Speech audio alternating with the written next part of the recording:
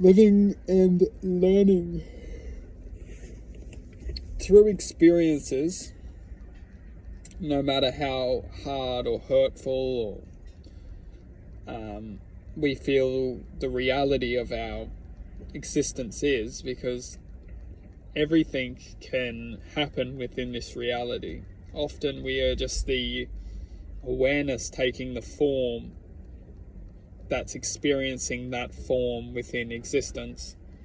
And ultimately, when we shift and experience these different wavelengths, we get stuck in them.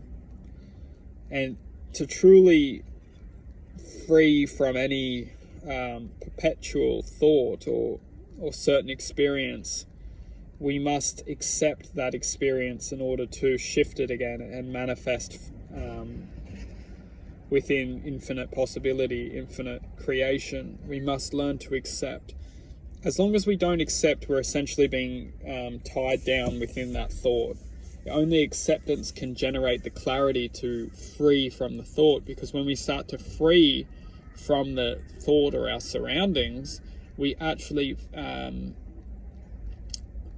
it's done through acceptance. And everyone has their right to believe what they want, but truth being that acceptance is actually coming back to the heart's aura.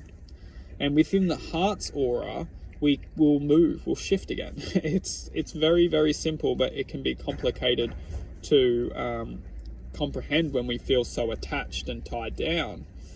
As the very thing which we are not feeling is often, or we are feeling, is love. And that's why we're essentially tied down, is because we can't feel this vibration, which will ultimately free us from the from all these bad thoughts or bad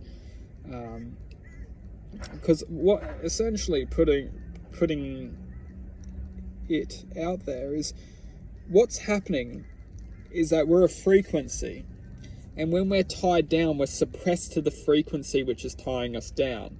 So if this tying down frequency is the feeling of anger or just frustration or heartbreak, which is essentially anger and frustration, quite simply put, because the very thing which is breaking our hearts is the anger and the frustration. It's at such a supreme level where it's feeding off our hearts, because maybe what was once before was very loving and very, or very much, it's probably not a word, but auromatical, it's like an expression of this higher self loving and manifesting and just expressing this love, is now taken away from us to a certain degree within perception, that all this anger and frustration is just essentially taken over our awareness and is just feeding off the thought of what we did have